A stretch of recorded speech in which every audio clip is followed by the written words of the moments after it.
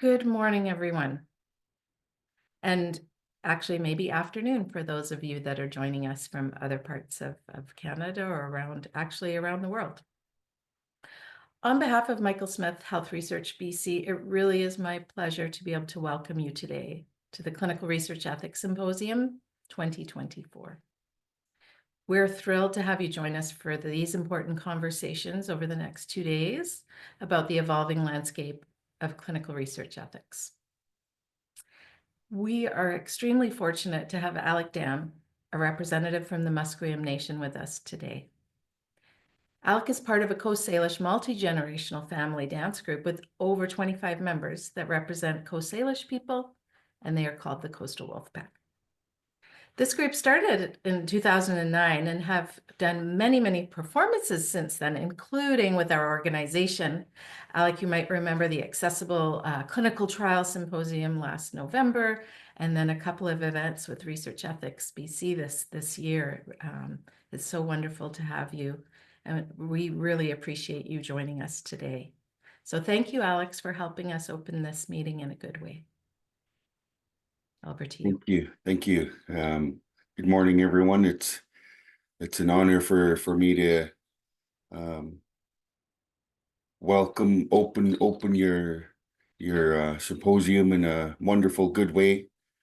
First of all, I'd like to really thank each and every one of you for coming forward, coming together. Having the wonderful good feelings. Kwam squallowing, we say in our language. Good feelings, good happy feelings, strong feelings, and thank you for also having that open mind and open heart to come together and making sure that those resources are there for the community, and it's always an honor to be a part of symposiums, conferences, to really see how we work together as a community, and really thank you and ask you to always have those good feelings, when you're coming together like this, when we gather in our big houses for our winter ceremonies. We before we enter our big house, our longhouse, our smokehouse, we have to kind of clear our mind, positive thinking, positive feelings when we enter our cultural ceremonial building, so that the host family that's putting up the gathering, so there's no harm to all the visitors that come to witness the work, come to participate in the cultural ceremony. And so we carry that throughout our everyday lives, and share that with you. So when we come together like this, and especially when we're in person, having the conferences and symposiums and everything in person, before you enter that room, to have those feelings. And again, I can't thank you enough for being the voice for our community, making sure that those wonderful resources are there for the community, from the youngest to the oldest, really important.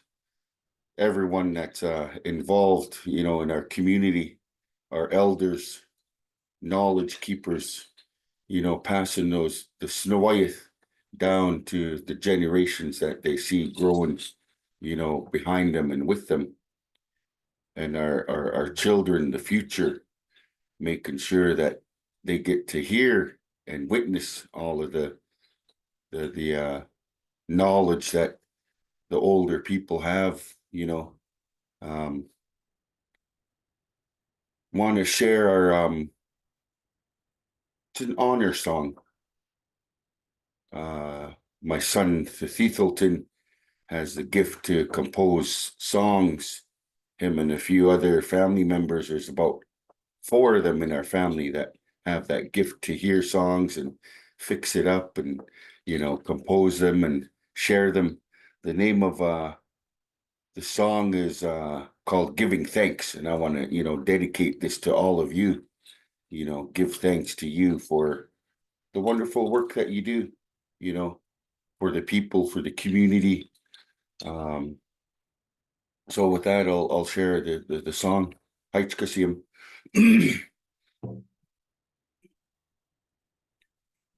Oh, oh, oh, oh, oh, oh, oh, oh,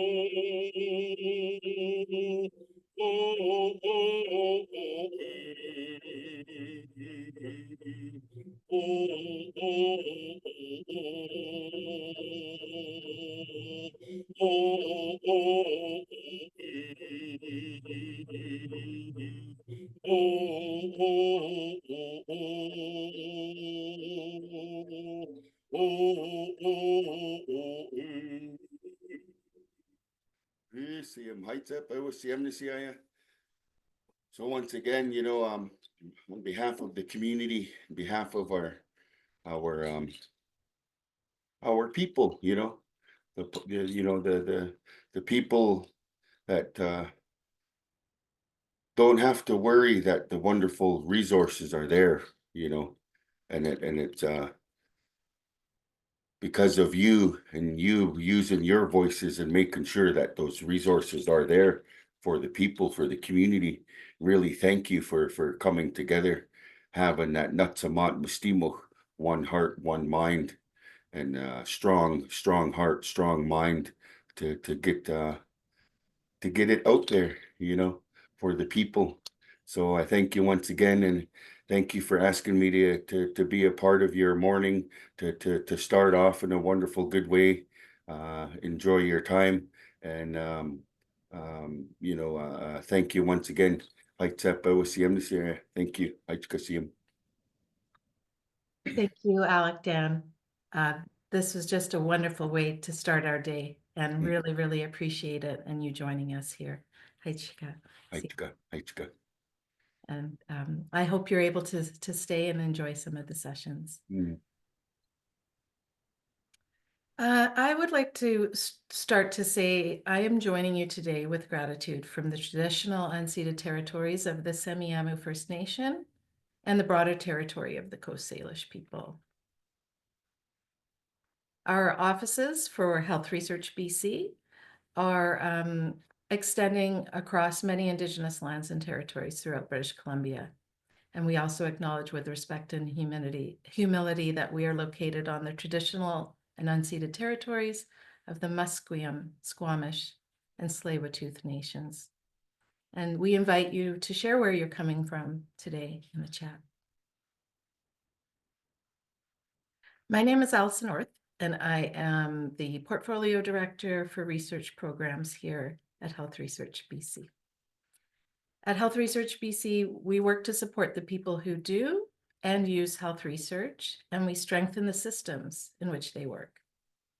Through our programs, we strive to advance world-class health research right here in British Columbia, with a focus on 3 strategic directions: building talent for BC's future, catalyzing change for a stronger health research system, and mobilizing communities to drive research impact. One of the ways we bring these priorities to life is through events like this symposium, where we can gather and bring together experts, interest holders, and community members to share practical knowledge and insights on emerging topics and spark meaningful dialogue. The Clinical Research Ethics Symposium is a product of collaboration.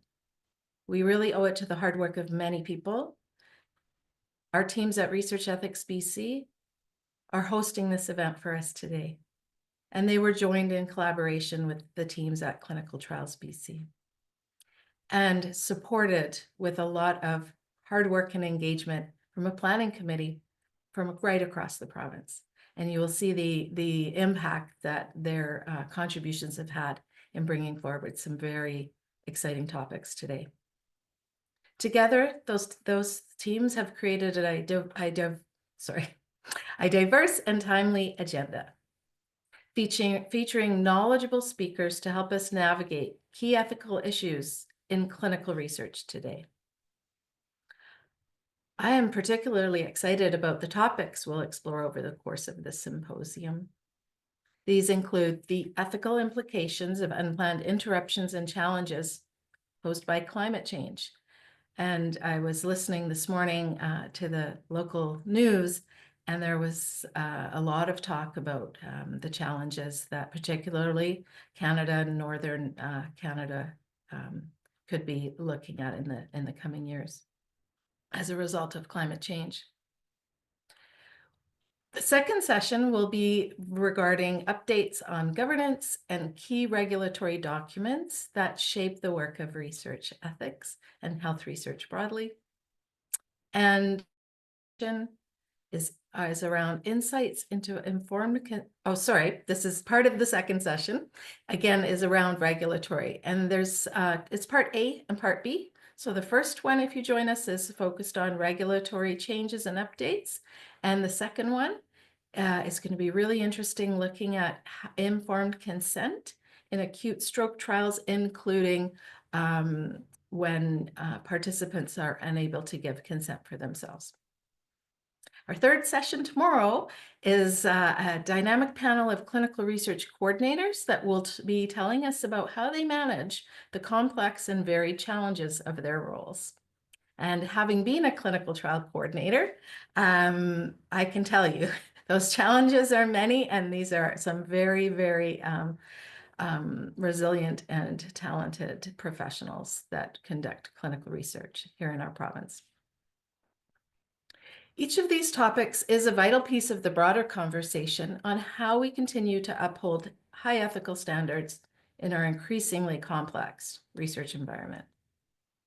I really want to thank you all for being here today and for your ongoing dedication to improving the ethical standards in clinical research.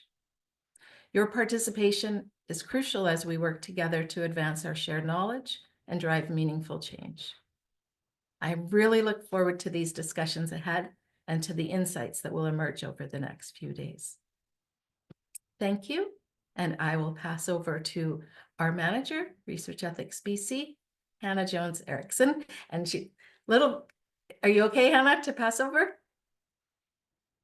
We're all struggling with colds and coughs this time of year, and we'll just give Hannah a minute, and then she's going to continue our opening. Thanks, Allison. It's of course as soon as I'm about to speak that the daycare cold acts up. Good morning. Lovely to see you all today. Thank you, Alec Dan, for your wonderful opening and starting us off in a good way. It's been lovely to have the continuity of your welcomes and groundings this past year. At the administrator retreat in June, you invited everyone to reflect on what it means to speak from the heart, and I heard you talk about that a little bit this morning as well. So I've done a little thinking about how this event itself is not only from the heart, but as Allison mentioned, the collaboration of many hearts coming together. And I'll share a couple of those reflections to start us off.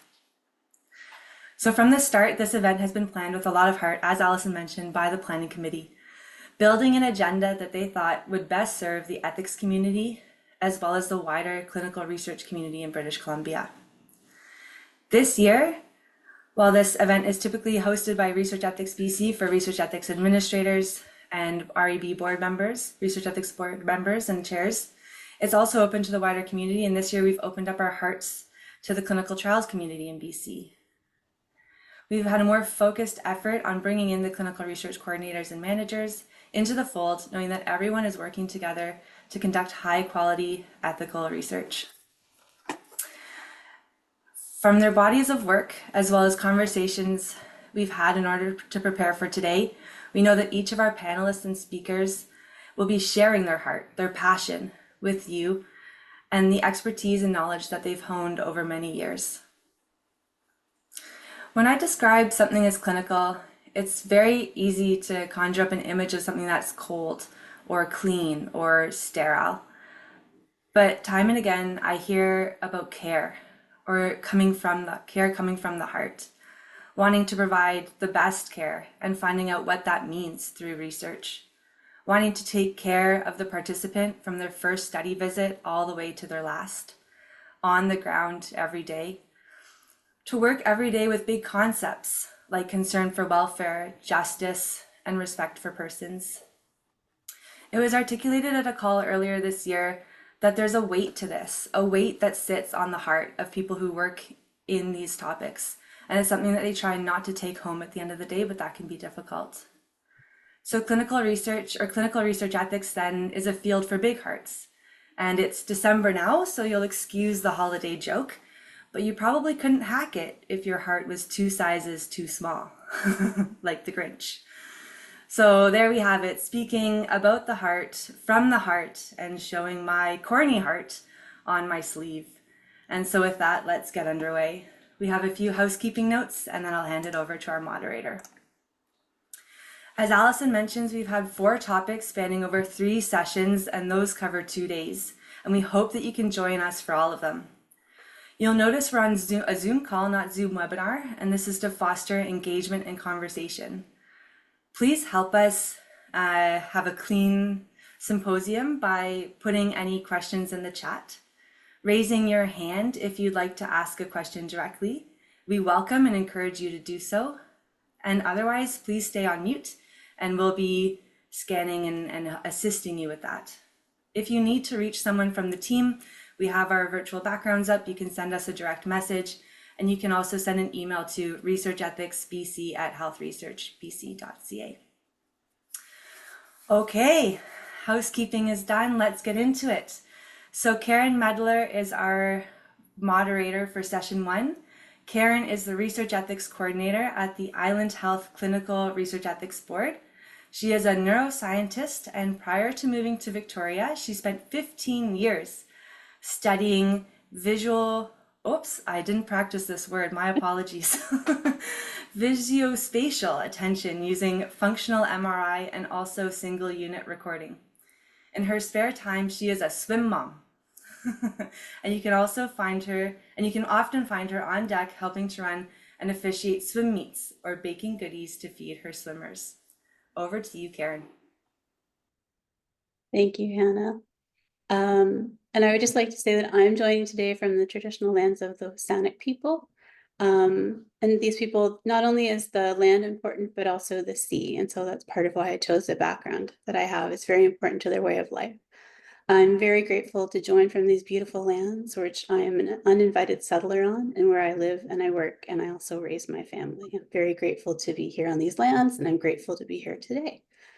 Our seminars today are all around the impact of climate change and other unexpected things on study implementation. So today we're going to be hearing about how sometimes research has to pivot. That'll be sort of a central theme. And what happens when unexpected climate-related events or other external factors affect the ability to carry out the research studies as planned.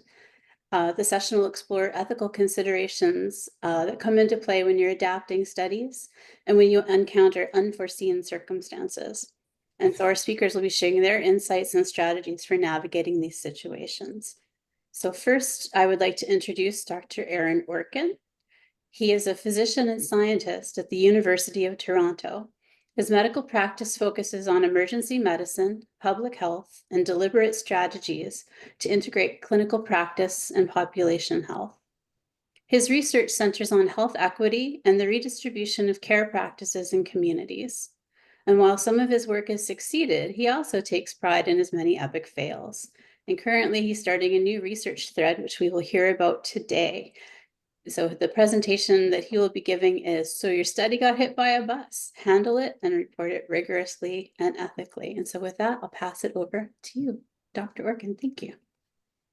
Hello, I think I've unmuted successfully. I hope that the screen is sharing properly, and I just want to give a moment in case something's not working for you to let me know. I see some thumbs up, so I'm going to assume the technology is working well. That was such a wonderful introduction and such a meaningful way to bring really good vibes to the beginning of this symposium. I'm honored and tickled and bringing those positive vibes to the opportunity to join this panel and share some of my thoughts. My name's Aaron Orkin. I'm an associate professor at the University of Toronto.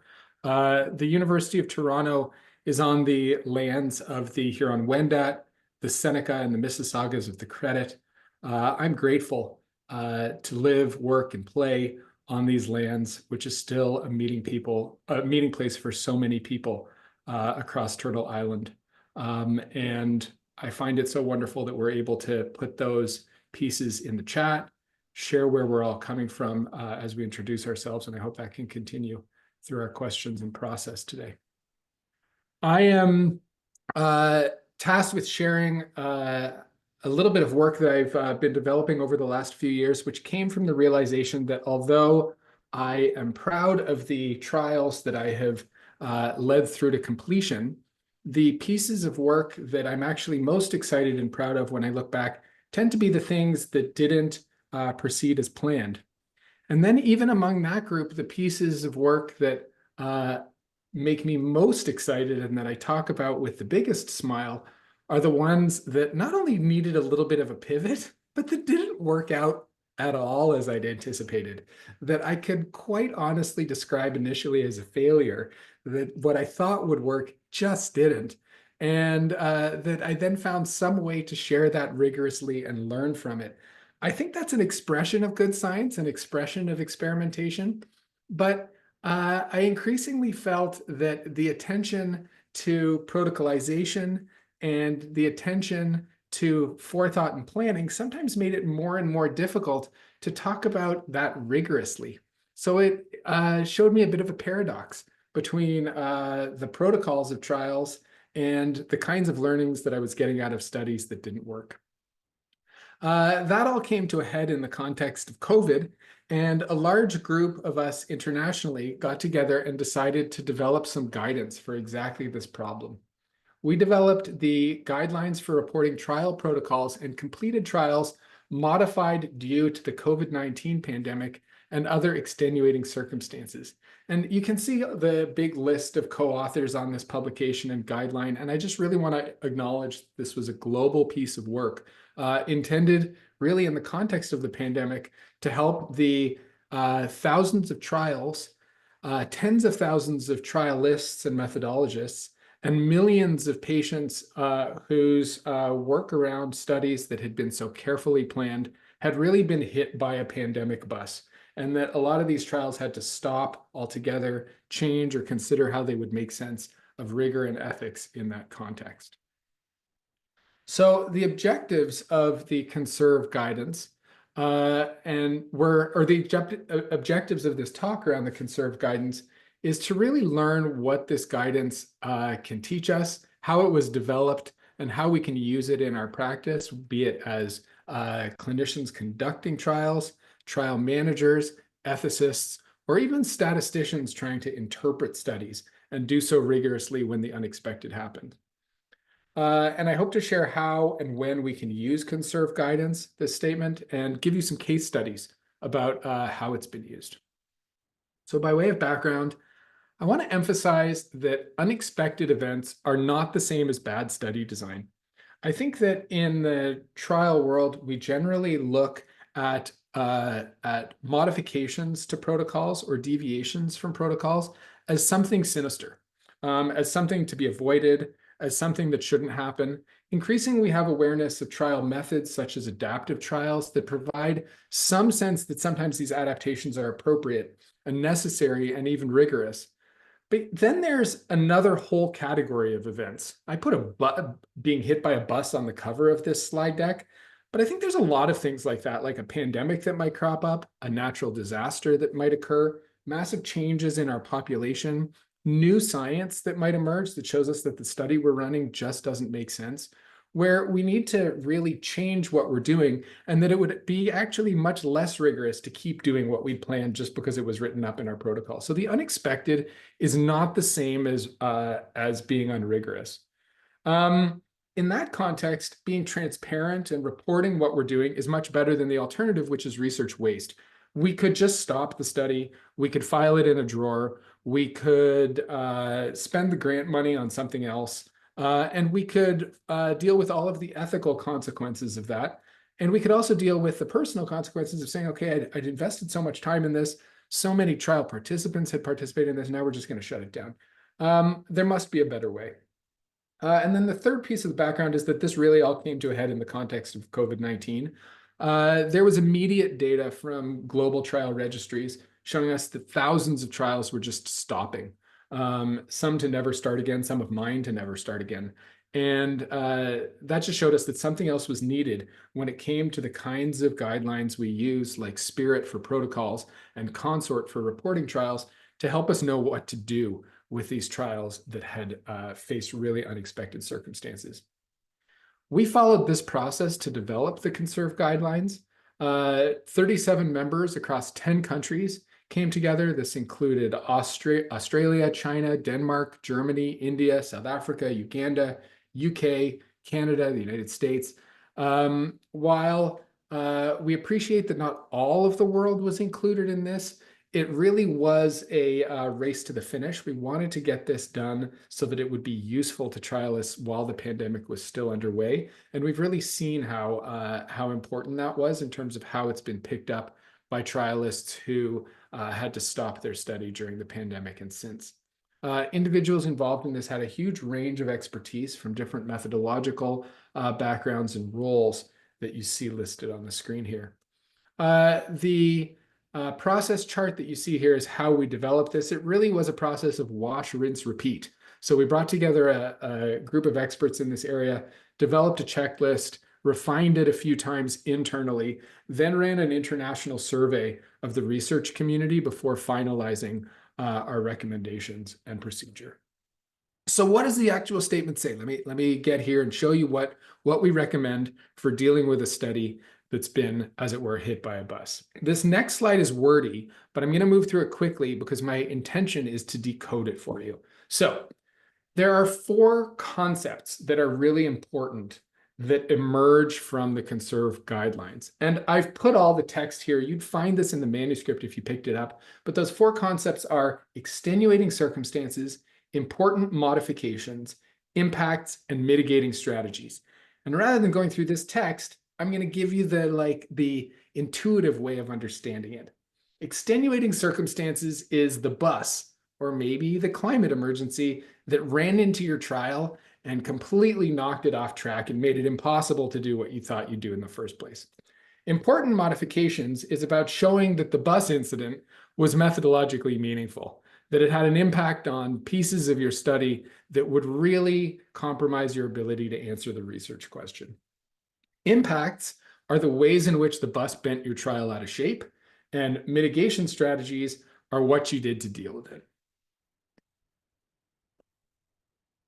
And what we've recommended is a flowchart in terms of how you would respond and how you would report the changes to your study from these 4 elements. The first question is to ask yourself, is this trial being affected by extenuating circumstance? If yes, you move on. If no, CONSERVE is not applicable. And this is intended to avoid using CONSERVE when we just feel we'd like to modify our protocol a little bit, or we just feel that we didn't quite have enough funding, or we just feel that we would rather interpret our situation as extenuating circumstances, but really they're not. So we really want to give people an opportunity to ask, is this a bus that I've been hit by, or is this the normal challenges of trial operations? Then the second question is, are extenuating circumstances prompting important modifications to what we're doing? And if yes, you continue.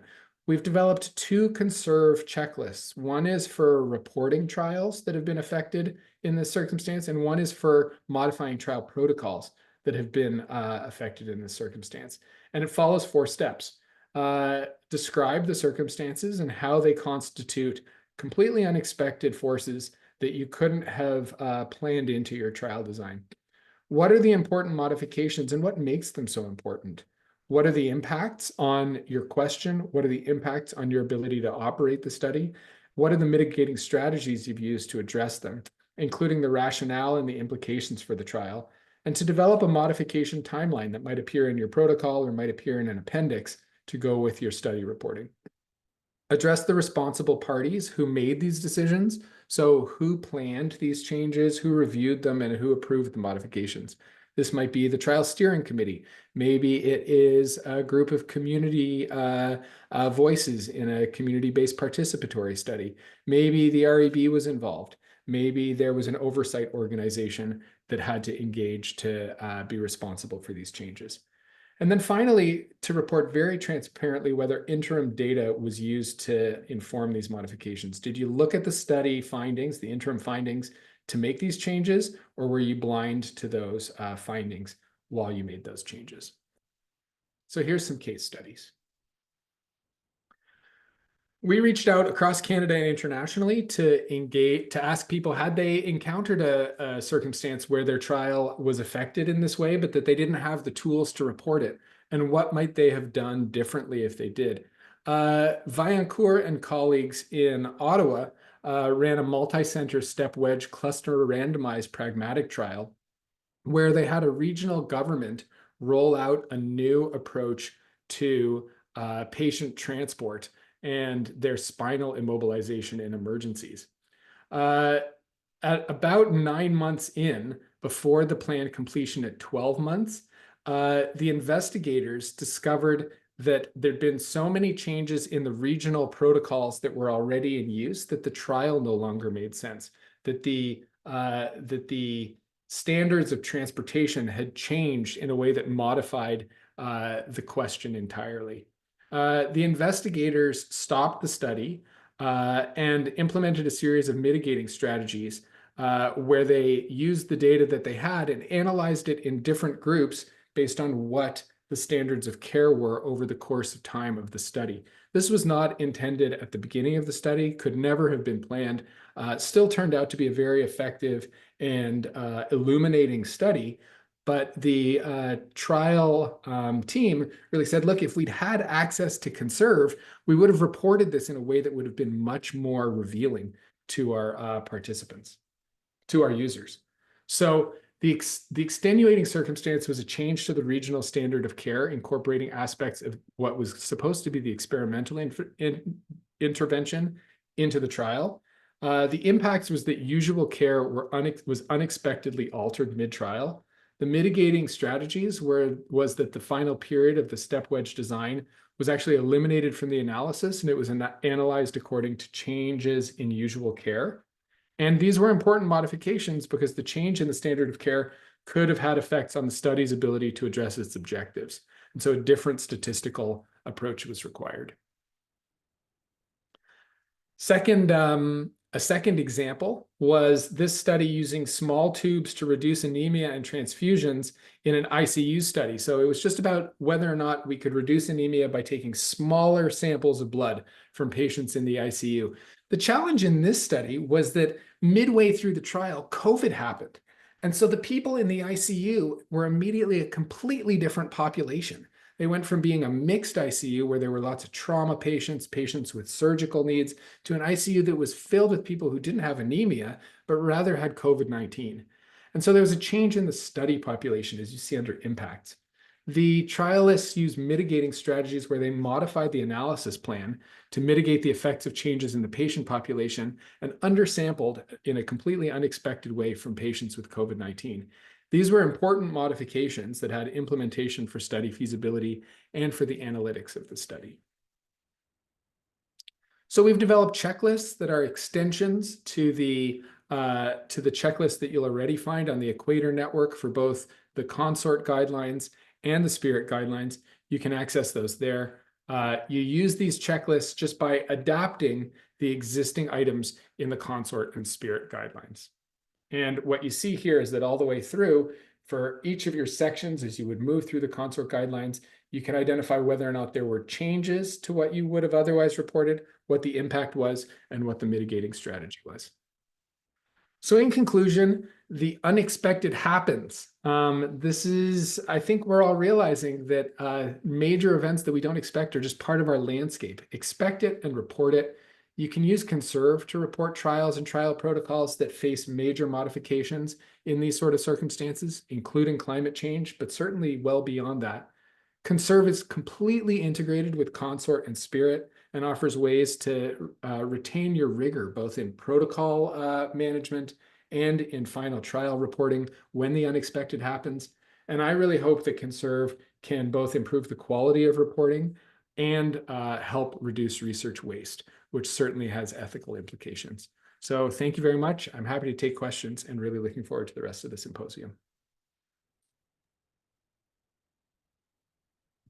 Thank you, Aaron. That was really an interesting talk. And I know, having reviewed a lot of studies during the pandemic, I saw a lot of pivots being made. So it's great to hear that you've developed, or you and your team have developed, this checklist. I think it's going to be quite useful.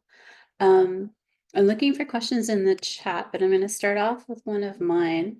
I was wondering how you were finding sponsors, if they were accepting changes to their protocols when something unexpected comes up. I know from personal experience in the past, I've seen it being not necessarily so easy to get a sponsor to change their protocol. But after the pandemic, is this becoming more the norm and more acceptable in your opinion? What are you seeing? So I won't pretend that I have a overarching sort of database to follow this in a systematic way. I wish I did, and it would make for a very interesting study of its own. So maybe you've prompted another piece in all this. I think that there are a lot of tools already in place to enable what you're talking about. If we look at the details of sponsorship agreements and the contracts that often underlie them, what we will find often, and I think we should be putting more of this in if it's not already there, are force majeure clauses. Many standard contracting agreements between sponsors and the agencies that might run those trials do have content about what we might do if there's anything from a major act of civil disobedience through to a flood, through to an epidemic. The legal terminology for that, what we've called extenuating circumstances, is force majeure. And I think that what we should be doing as we develop trials and as we develop the legal aspects of the relationships between sponsors and those that implement trials is to be putting language around climate change and around those kinds of emergencies into the force majeure clauses of our contracting side, so that it then triggers methodological changes as needed without a conflict around the contract that says the contract was really clear what we would do if suddenly there was a wildfire that interrupted 4 of the hospitals where we were doing patient recruitment. And it's built in that we're going to use the conserve guidance to change our protocol. We're going to respond accordingly. We're going to marry the legal concept of force majeure with the methodological concepts in conserve, and we'll all be happy because it was planned from the beginning. And so, am I seeing this routinely? No, because as you know, it takes 4 or 5 years to get things from trial launch to completion. I'm seeing lots of people using conserve to get them out of a pickle at the tail end. But I hope that over time, we will see this integrated so that it's just part of the plan. We know that floods happen. We know that wildfires happen. We know that epidemics happen. Let's put it in the contracts and in the protocol. I think that's great advice. And that leads to my next question was, even without being hit by a bus, are there modifications that that you might be able to recommend to any trial that's just kind of cruising along down the bus lane just fine? So there's a paradox in your question, which is such fun, which is that if you can predict the changes and you can predict that, if you can truly predict the kind of things that'll happen, it should just be built as an adaptive study. You say, if this, then that, and it's all in the protocol, and we'll deal with it. The intent for conserve is always whatever is a level above that. Whatever is like, oh, this was more than we anticipated. Because as we all know, there were plenty of people who didn't find COVID all that surprising, and they'd been studying pandemics for years, and they'd been saying, the next one's going to be a coronavirus pandemic, and we should all be ready for it. And they were saying, how come no one's been listening to me for all this time? If we're able to plan around it, it should be in our protocol. If we're not, use conserve and just say have a clause in there that says there's always going to be more that we can't possibly predict, and then we're gonna adapt according to this. And so I wouldn't go as far as to say plan ahead, because this is about the stuff you can't plan ahead for. Yep, that's a great distinction. Thank you. And I can see a couple of questions in the chat. One of them is your guidance document applicable to drug interventional trials? 100%. It's applicable to any trial where you would write your protocol using Spirit, and any trial where you would hope to report according to Consort. Great. And the next question is, are journals accepting these modified trials and publishing them? Widely, yeah. There's only 2 options.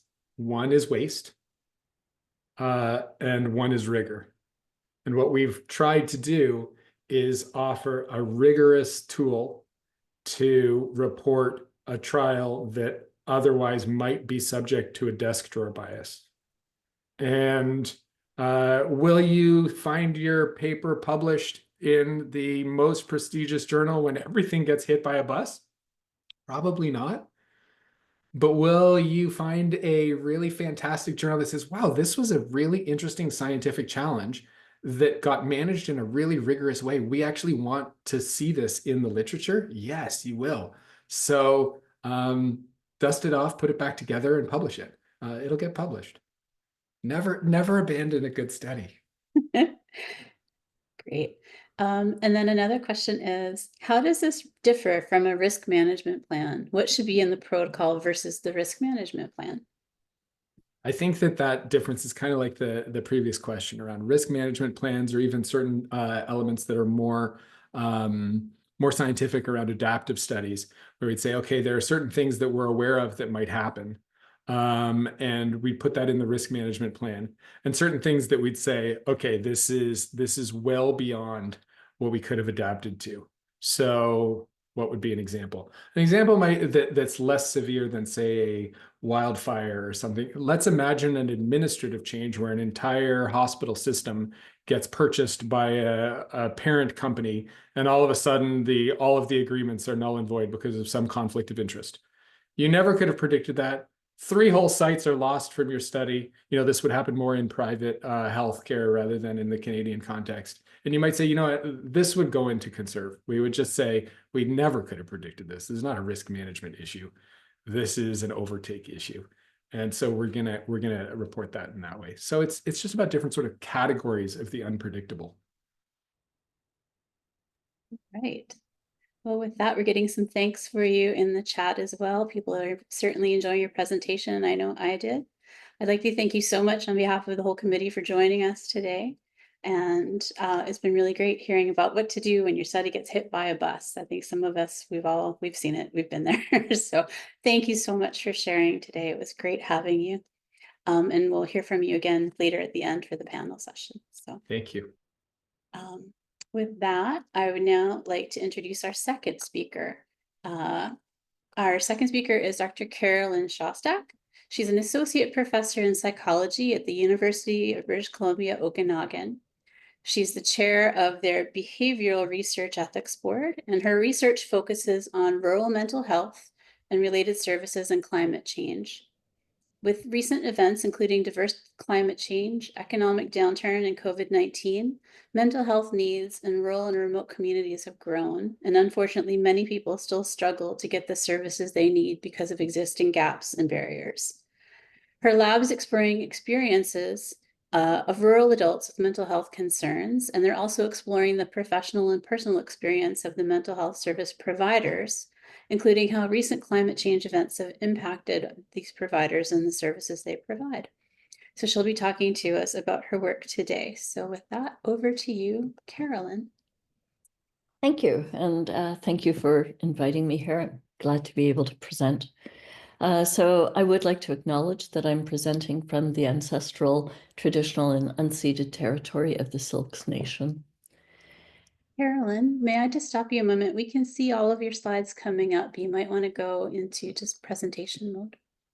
Oh, okay. On my computer, I am in presentation mode. Okay. Let's just see. There you go. Perfect. Thank you so much. Great. Okay.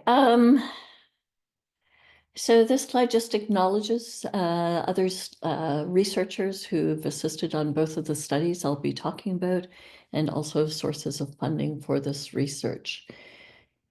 And this research, both studies are taking place across BC, and as such, study team members and participants are from across BC and appreciate the traditional caretakers of those lands.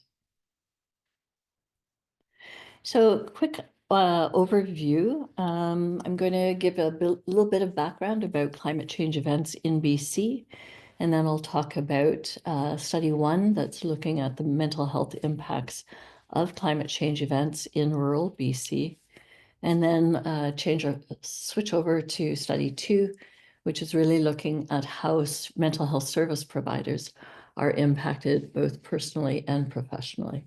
And then we'll talk about some of the implications and suggestions for conducting research. I would like to note that this presentation does include some photos depicting climate change events. And for anyone who has experienced these events, they may be somewhat triggering. So for over the last 20 years, BC has experienced diverse, catastrophic, and recurrent climate change events. And these include wildfires, floods, in many areas, drought, and also extreme heat, to just name a few. It's important to note that these events are occurring earlier in the year, and also they last longer and reach farther towards the end of the year as well. In terms of rural and remote communities, there's quite a bit of evidence that these communities are inequitably impacted by climate change events. And this includes a number of both social and economic indicators. With regards to mental health, again, there is quite a bit of evidence that these events have significant and diverse impacts. However, there is relatively little research that's been conducted in rural and remote communities. However, some of the impacts that have been reported include increased prevalence of post-traumatic stress disorder, depression, a number of anxiety disorders, substance use. And it's also been noted that suicidality increases both during and following these events. And as I said, there is relatively limited research on the effects in rural communities, which set the stage for our first study that really was designed to enhance our understanding of the mental health impacts. This was a multi-method study and certainly is a good example of how we've had to pivot in response to a number of events, both climate change related and also the pandemic. So this was originally a study that was targeting 3 towns in different regions, but we ended up opening up the scope and recruiting participants from across the province. So today I'm going to talk about findings from our surveys, and we had 2 surveys. The main one had 3 parts. We included questions about sociodemographic background. We had both quantitative and open-ended questions about how people had experienced climate change events. And we also invited participants to submit a piece of art, a poem, a photo, a drawing, something that captured their experiences. And they were also invited to provide a brief story about how their submission reflects their experiences. We also developed a short form of the main survey to try and increase uptake. And this just included the background questions and also opportunity to submit a piece of art. So we had 162 surveys that were completed. Majority participants identified as females, but they were quite diverse in terms of age. So first, in terms of experiences with climate change events, almost 20% of the sample had been had to be evacuated due to at least one climate change event in the previous year. And 34% of the sample had been placed on evacuation alert, which means that they needed to be prepared to leave their home in very short order, sometimes hours, sometimes it might be days, but always living ready to have to make a substantive change. 41% of participants had friends and or family who had to be evacuated, and a somewhat larger percentage had friends and families who had been on evacuation alert. We also asked about their concerns during these events, and it was interesting. So not surprisingly, substantive number of people described being worried about their own well-being, but more people were worried about the well-being of their friends, their family, and also about their community as a whole. And in talking about these concerns, a number of participants commented on the lack of resources, the lack of readily available information about how to manage their distress and their concerns. We use the WHO5 Wellbeing Index, which is a well-established, globally used, but very quick, brief index of well-being. And on the right side of the screen, you'll see some information about, that will help you interpret the scores. Briefly, this is a measure. Scores can range from 0 to 100, with 100 being the best imaginable state of well-being. 50 is the recommended screening threshold for depression. That is, anyone who has a score of 50 or lower merits further assessment. And 28 is the typical threshold for diagnosis of depression. So anyone who has a score of 28 or lower, if they were assessed more fully, would likely be found to meet criteria for depression. So on the average, the score of our participants was 48.3, so below that initial screening threshold. However, you see that the range of scores was really wide, ranging from 8 to 96.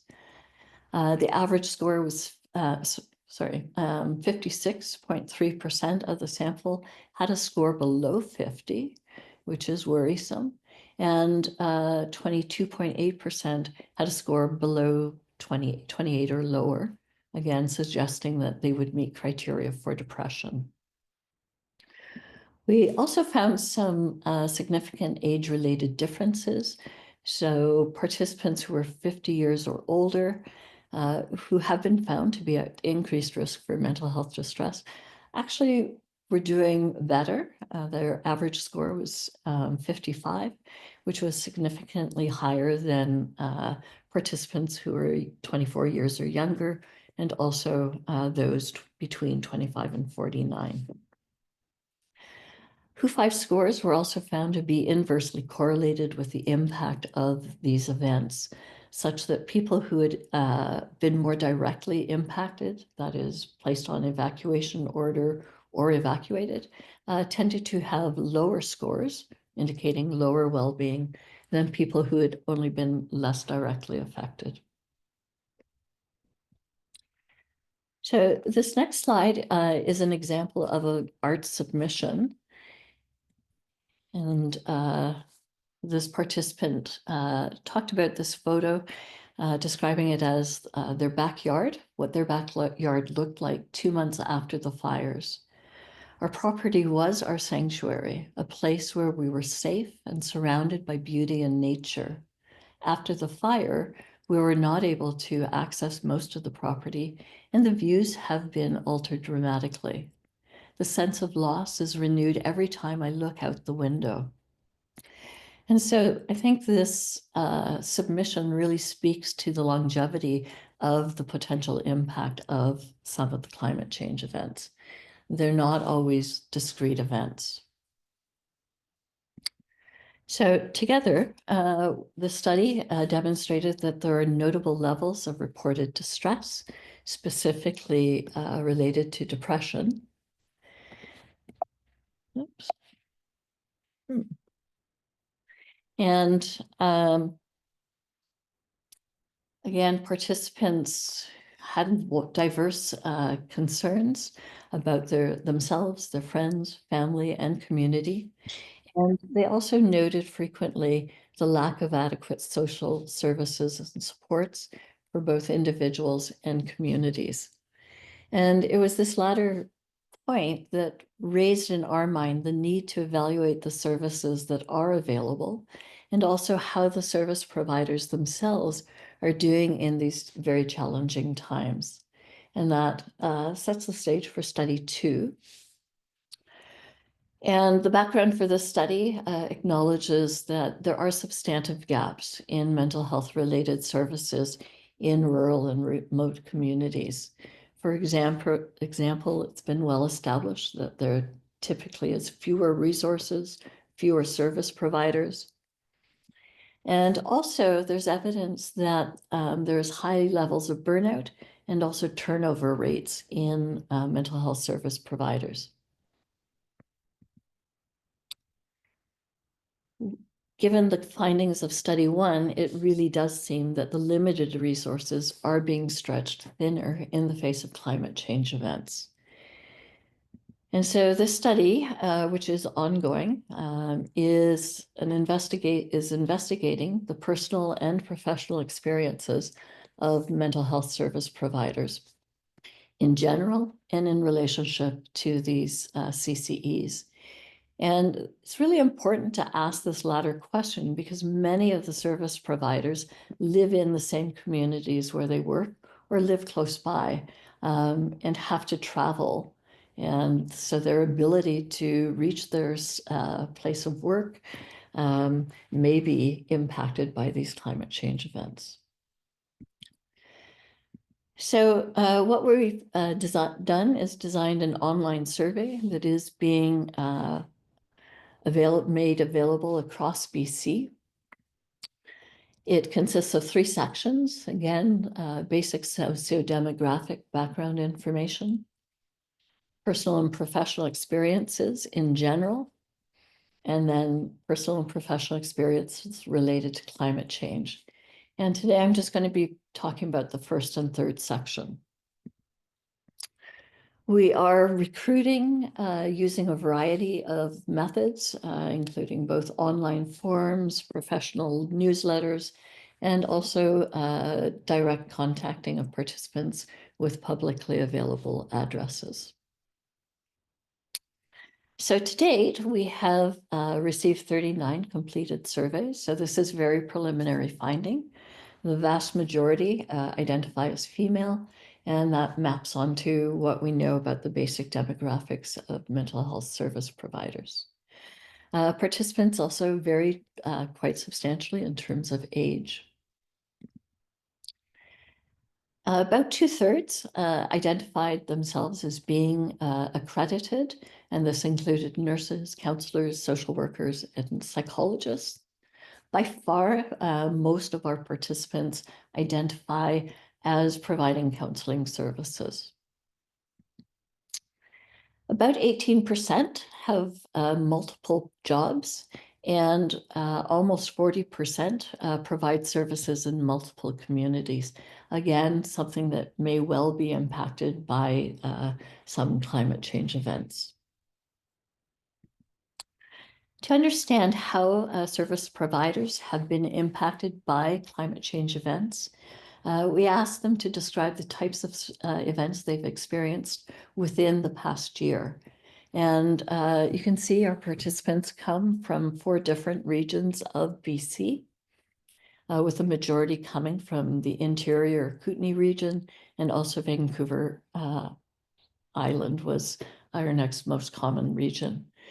Wildfires and associated smoke were reported by the majority of participants, and smoke and drought and extreme heat also being frequently reported. Almost 2/3 of our sample reported experiencing more than one type of event in this past year, with 38.5% experiencing 4 or more climate change events. So again, we can see how their lives are being affected quite likely for extended periods of time. In terms of the personal and professional impacts, 23% had been evacuated or placed on evacuation alert within the last year. Almost 50% of them had family members or close friends who had been similarly affected. And 38.5% had clients who had been similarly affected. During these events, almost 13% reported that they were unable to provide mental health services to their clients, and 28% found it more difficult to be there for their clients. We also found that current level of stress as measured by the mini-DAS was moderately correlated with the number of climate change events they had experienced. So those individuals who have experienced more events within the past year reported higher levels of stress. We used open-ended questions to help give us a richer, more complex understanding of their personal impacts. And again, based on the preliminary data, two themes seem to be emerging. One captures the general stress level that they're experiencing and psychological distress, which is increasing, accompanied by a great sense of uncertainty about what the future holds for them. And this included, again, being worried about friends, family, their clients, and also their community as a whole. Some participants talked about being really concerned about infrastructure issues, such as how roads might be closed, their ability to safely evacuate in a timely manner, and also about their ability to travel for holidays or business reasons. The second theme had to do with their inability to engage in outdoor recreational activities for large periods of time. And this is important given that it is these opportunities, the environment that surrounds their communities, that is oftentimes the drawing card for people to work and live in rural regions. And these are just a couple of quotes that I'll let you read that capture and illustrate these two themes.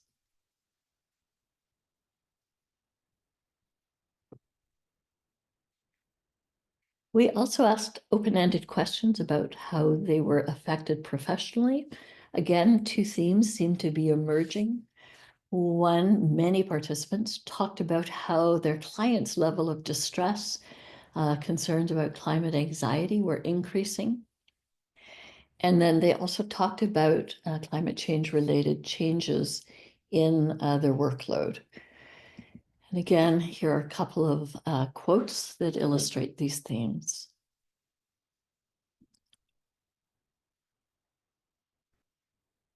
Finally, we asked about what's particularly challenging to them in this new and changing environment. Again, two themes are emerging.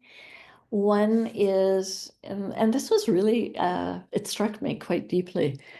They're talking more and more about how they, as counselors, psychologists, are experiencing the same feelings, the same worries as their clients.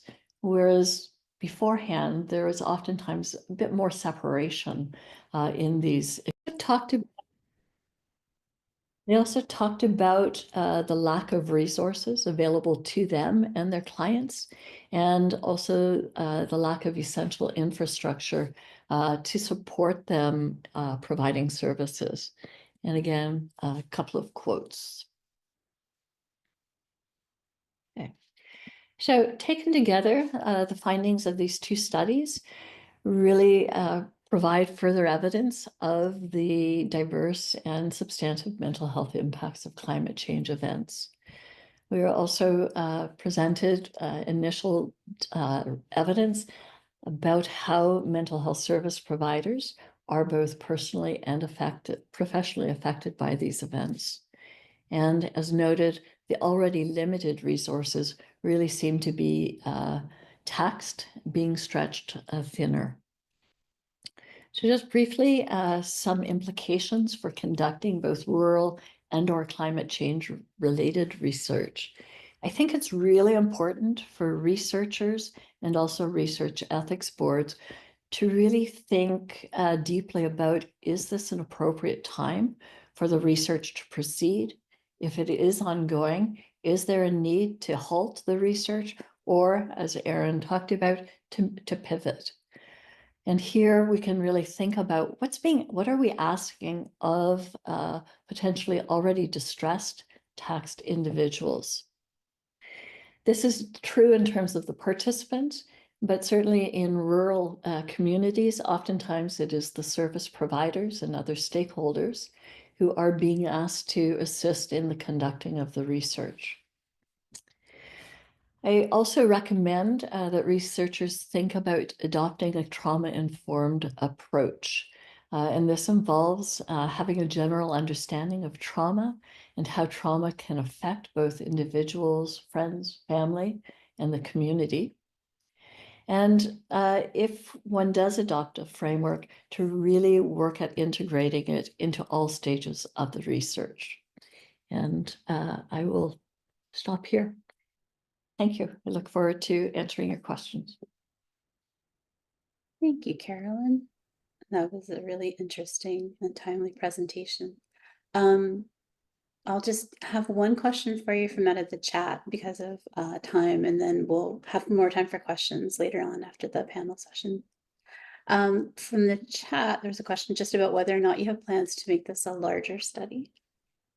Well, certainly study 2 is ongoing, and we are aiming for about 200 participants. We have had to pause data collection at times because of some communities being in the midst of climate change events. So that's always a stumbling block. The first study, we are hoping to extend it again, just to try and get more participants. Okay, and we do have one more quick question in the chat. It was whether or not you had identified any individuals who were living with the diagnosis of dementia, and if so, were you able to identify their level of concerns and the personal impact of climate change as a demographic that is significantly impacted?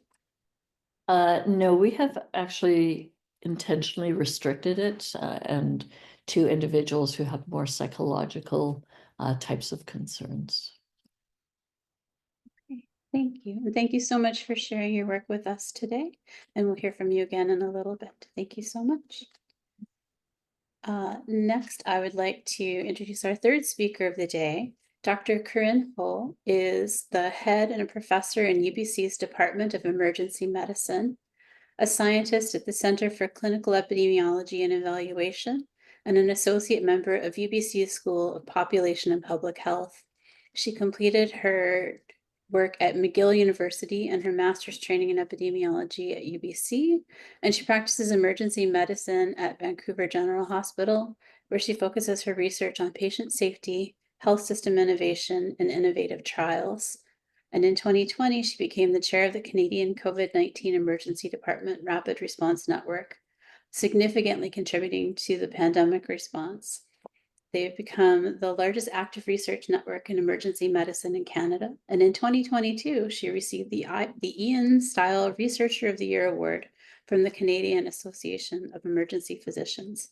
So we'd really like to welcome Dr. Holt today to talk about what she learned from BC's 2021 heat dome and how. So over to you, Corinne. Thank you, Karen. Can you guys see my slides? Yes, we can. Got it, yes? Okay. So I'll talk a little bit about what we learned about BC's 2021 heat dome event and how we learned about it, and how a project that the CREB had approved allowed us to learn quickly and I think in a good way. So thanks for having me very much. And before I present this work to you, I just wanted to credit Dr. Kira Gossek Keenan, who was a resident at the time, and this work was really born out of a resident research project. So, CEDRN, the Canadian COVID-19 Emergency Department Rapid Response Network, which was formed in March of 2020, really operates across 8 provinces. And so I wanted to acknowledge that many of our sites are on unceded traditional and ancestral territories of various Indigenous First Nations all across Turtle Island. And we're very grateful to be able to work and play and live on these lands. So thank you. My disclosure is that the Climate Institute provided a very small amount of funding to enable this work. The work that I'm going to present to you today, though, would not have been possible without being able to leverage the work of CEDRN, which was funded by not-for-profit organizations, including CIHR, the Canadian Immunity Task Force, and Public Health Agency of Canada, Health Research BC, Genome Canada, and other not-for-profit funders. So a big thanks to those organizations. So what I want to do is just start by just painting a picture of the other part of my life, which is working in the emergency department as an emergency physician, just so that you can get a sense of what it was like during the heat dome event. and understand the urgency that we felt to learn about this in a more systematic way than just the clinical experiences we gathered on that day, and how that motivated pivoting this national network to be able to learn as much as we could as rapidly as possible, because of course we didn't know when the next event was going to happen. And then I'm just going to provide you just a few quick highlights about what we learned. So the day that I went to work during the Heat Dome was the Monday of the Heat Dome event. The Heat Dome was officially declared or started on June 25th. So 3 days before I went to work. And I'll just describe to you the day that I went to work. So I was working a 6 a.m. shift. I work a lot of really early day shifts because not a lot of emerge docs like getting up early in the morning. And usually the 6 a.m. shift is the shift where you actually have a pretty low volume of intake, but there's a lot of patients there from the night that haven't been seen often. And the emergency department is usually at its lowest level of activity. And a lot of what we're doing is we're cleaning up. So I hopped onto my bike. I got up at 5 a.m., hopped onto my bike. There was the first sort of rays of sunshine that were coming up. And as I biked to the emergency department, of course, it was unusually warm for that time of day. I do not have any pictures from the emergency department from that day. I'm going to try to describe it to you. I put my bike away. I walked into the ambulance bay. And the first thing that I noted was, as I was walking through the ambulance lot, is there was just one ambulance after another. The whole bay was full of ambulances. I'd never quite seen it like that at 5 a.m. And then I walked in through the waiting room, and the waiting room was standing room only. It was hard to get through. There was stretchers all over the place. There's people all over the place. There's paramedics all over the place. And it was actually difficult for me to walk through triage into the area of where I was going to start work. And people all over in the waiting room and inside the hallway and inside the department, it was just full of people using various quite simple cooling measures. And as I walked in, basically, we were considering calling a code orange, and that is the code that is used to call a disaster within the largest quaternary care center of British Columbia. That's what the emergency department was like. I sort of walked in, I looked at my colleagues, and I sort of just tried to assess the situation. We ended up not calling a code orange, but there was certainly a command center that was activated. And basically, they were trying to just find space for people, and they were trying to just simply find care spaces for the sickest people. During the nighttime, they had intubated one patient per hour. There's not an emergency department that I am aware of that can handle that volume of acutely sick patients. And basically, after I saw my first couple of patients, what I did as an emergency physician is I got on the phone and I basically started calling family and friends of the patients I was seeing. And I basically, at 6:30 a.m., woke them up and I said, you need to come pick up your family member now. I cannot wait for you to get home from work. You need to pick them up now, and you need to rent a hotel room in an air-conditioned hotel for the next 3 days. And basically, what I was trying to do is create capacity by discharging patients who were stable enough and had a normal temperature so that they could go home. It's the first time I've ever done that in my 20-year career as an emergency physician. I haven't had to do it since. So that kind of paints a little bit of a picture of what that emergency department was like on the Monday of the Heat Dome. And that begged the question of not why is this happening? We knew why this was happening, but how could we possibly learn from this?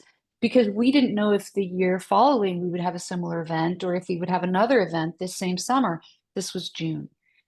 And so at that point in time, I was the chair of the Canadian COVID-19 Emergency Department Rapid Response Network, which many of you were involved in reviewing our studies. Thank you very much for doing that and for enabling that work. And we decided pretty quickly to actually pivot the sites here in British Columbia towards seeing if we could leverage that infrastructure to learn about the Heat Dome. And I'll remind those of you and just let those of you know who weren't involved in Sedrin, the vision for Sedrin was really articulated in late March of 2020 when spring break was canceled. And with a lot of fear and trepidation, we were looking at what was happening both in Northern Italy and in Seattle. And we were waiting for the onslaught. As emergency physicians, we're the ones who see the acutely sick patients. We're the ones intubating these patients. We're sort of square in that pathway, and we're the ones who are also assuming the risk, or a lot of the risk. And at that time, we had established this vision of creating a pan-Canadian emergency department research network that would allow us to very rapidly capture data to inform care and decision making. And it was around the time of the heat dome when we really hit home that we needed to work in this way as standard operating procedures for how we conduct research in emergency medicine, as opposed to just during the pandemic. And so the overarching goal of that Sedrin concept was we wanted to work together in a collaborative, non-competitive way. We wanted to expand research capacity to sites that had never done research before. And we wanted to accelerate our learning so that our learnings would be timely and impactful. And we wanted to do that by harmonizing data collection into a single national data set. The reason that's so important is that when we each do our own research study where data is not harmonized, we often end up with difficulties with power, and we often end up doing all sorts of data manipulations to try and combine data and meta-analyze data. And we end up with a lack of power to do well-powered, high-quality studies. In 2020, we established a national governance structure. We established a patient engagement committee.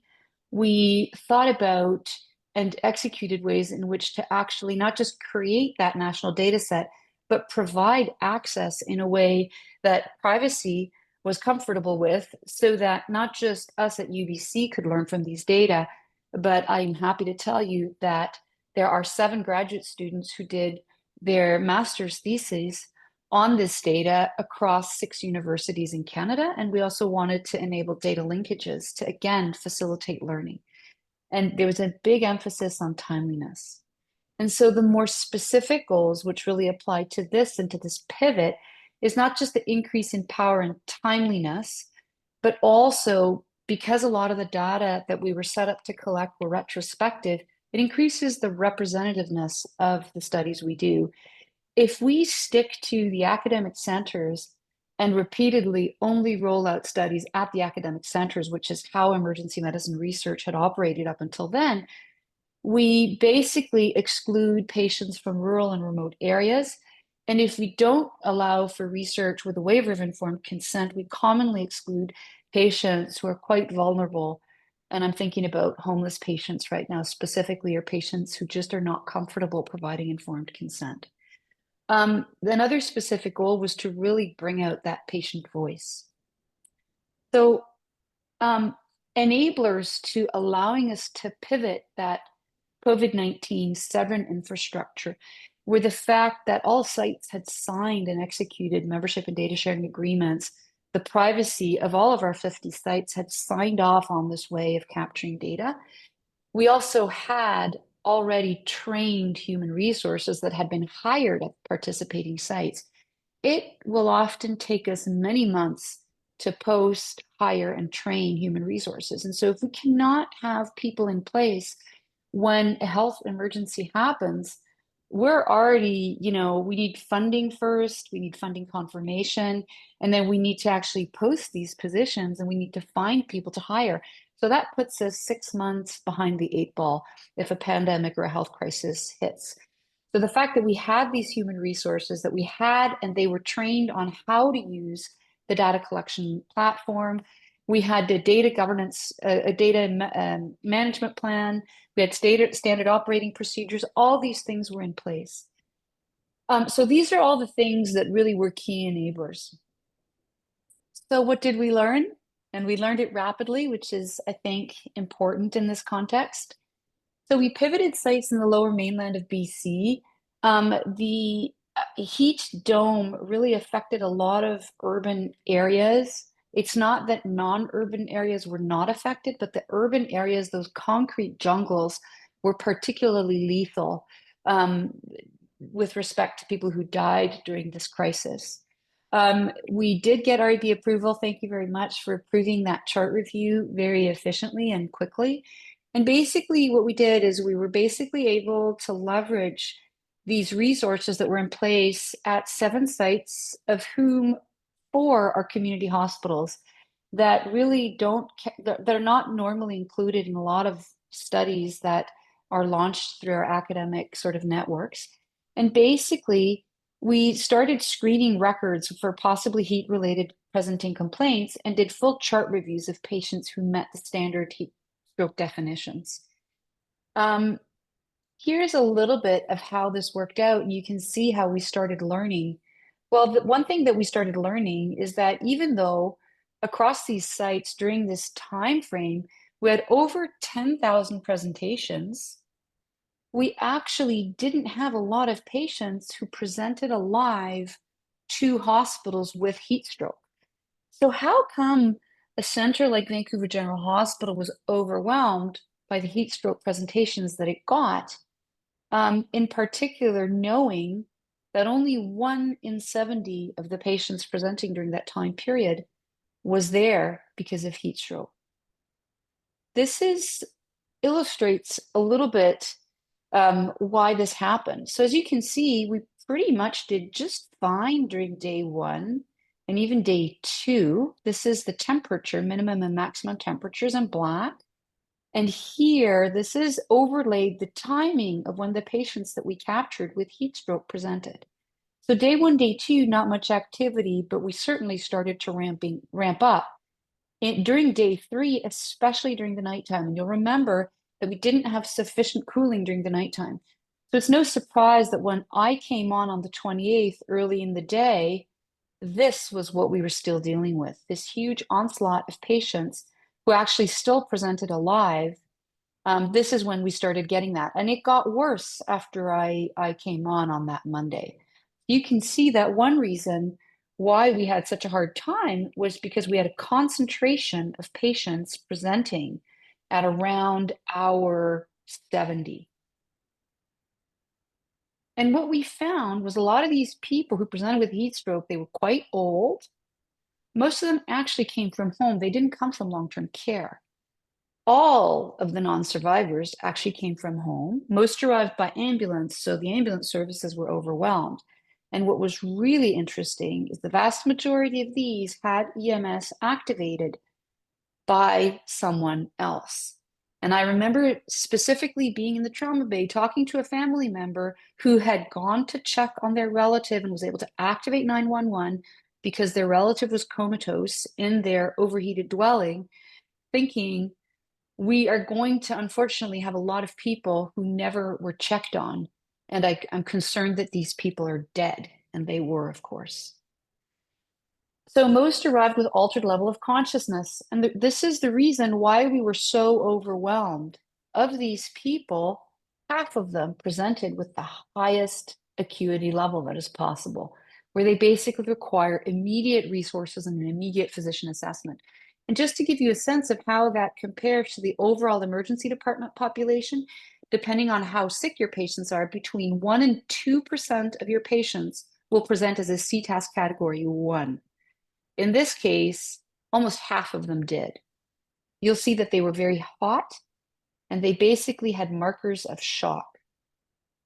Now you'll see that our first responders, EMS, did a lot of cooling, and they did a lot of cooling with pretty simple measures. And in the emergency department, we actually did a lot of cooling with pretty simple measures as well. And if you look at what happened when we started mapping out the temperature, and this here represents the first documented temperature when the ambulance got there. A lot of times, first responders, so family members or other first responders, they were instructed by 911 to start cooling patients. So this is the first documented temperature in here. You can see that temperatures actually came down pretty rapidly within about 3 hours of arrival. And even though they were cooled pretty rapidly and effectively, about 17% had to go to high acuity or ICU, and in-hospital mortality was 1 in 8 of these presentations. So a very sick patient population. And this is really why we were so overwhelmed. So what did we learn? How did our ability to pivot an existing network and leverage the sites that were still active in our province, the province that experienced the worst of the heat dome, how did that help us? Well, even though we only captured patients who presented alive, and we only were able to capture the documented characteristics and interventions that were in the chart, what we were able to do is identify, I think, some factors that may be able to help us in a future event like this. So it's, I think, really critical for us to know that people need to be checked on. Patients who suffer from heat-related morbidity, the ones who survived were not able to activate 911 on their own. So we need some sort of system in heat-related emergencies that makes sure that we call or visit older individuals who are living alone and may not be able to activate 911 themselves. And those people, we need to identify systems that allow those people to start implementing cooling measures. And the other thing that was really important for me as an emergency physician to learn, but also for the 911 system and the EMS system to learn, is we do have a window, and we have a window to prepare our systems. That is really important because, as you know, we often operate in very overcrowded, overburdened systems. But this 60-hour window, and again, this is just from one event that we were able to capture, but it seems like we have time perhaps to wind down surgical procedures or other services that would provide us with capacity, the human resources to look after acutely sick individuals, and to provide us with bed spaces to be able to go through this type of an event without having to consider calling a code orange. And then the most important implication, I think, for me as a researcher, and a huge kudos to the ethics board that made this happen, made this possible, is that it's really important for us to have established research networks that can take on a variety of topic areas by harmonizing how we capture the data, what our governance structure looks like, by having overarching agreements and overarching approvals so we can learn rapidly and in a timely manner so that we can act and so that we can help inform clinical care and decision-making and public health and policy. That's it for me. I'd be happy to take any thoughts or questions. Thanks so much. Thank you so much, Corinne. That was such an incredibly interesting talk. I can't even imagine what it would have been like working in that condition. That must have just been amazing to see all those ambulances in the bay and knowing the day that you were about to have. So one comment in the chat that I actually was wondering about as well, and then we'll take a quick break and we'll let everyone come back for the big question and answer period. But the story that you told about calling families and telling them to rent a hotel room with air conditioning, it made me think about people who might not be able to do that financially, and it was noted by someone else in the chat as well.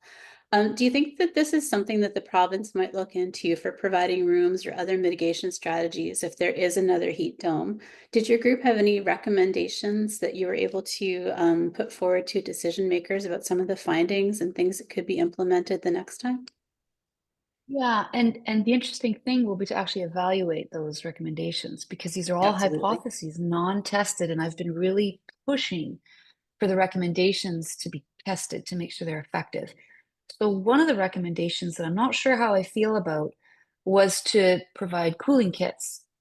And that makes me concerned that if you provide cooling kits to the location of the individual, that location is not cooling down. And so the cooling kit will at some point wear out, at some point you're out of ice, at some point you're out of cool water. And so you have to be very careful that that doesn't paradoxically keep an individual in an overheated environment. That was one recommendation that I've encouraged be evaluated.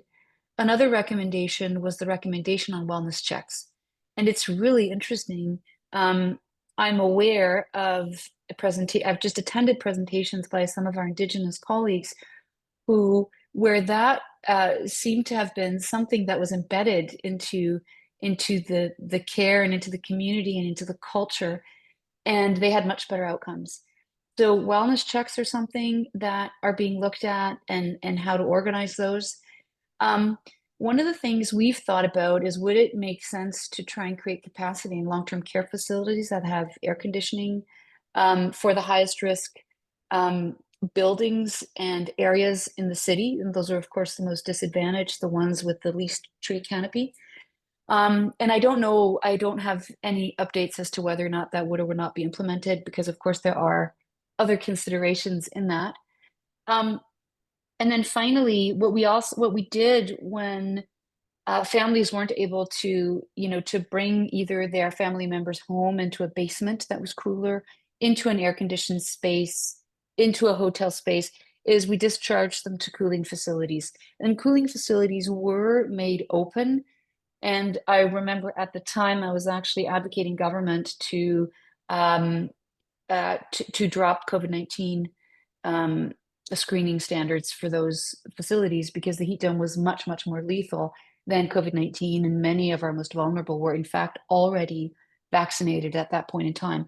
So the problem really was these competing values, and we had ingrained in people the importance of physical distancing. And so people were reluctant to now go into these large cooling facilities where they would encounter other people. That was a barrier.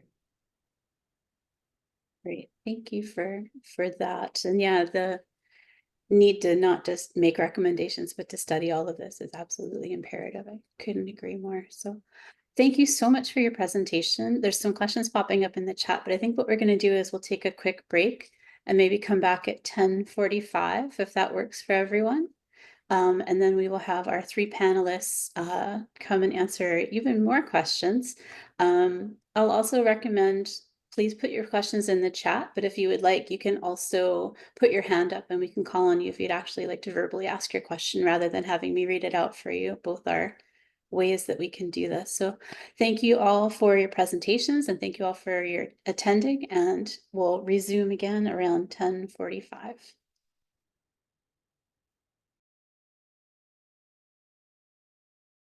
Well, it is 10:45, so hopefully everyone has had a little break and a little stretch, and you can come back and join us now for the panel session and some more questions. And some of you have been putting questions into the chat, so we'll get to those. And I will say again that if you'd like to put your hand up and actually ask a question, please go ahead and put your hand up. And we can do it that way as well. So thank you, everyone. I'll start off with a question that came in for Corinne.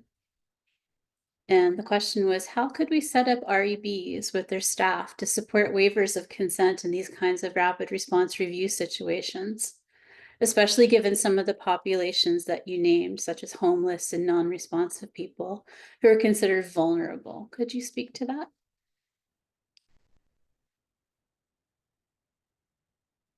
Actually, we might need to wait a minute. Corinne might be taking a break too.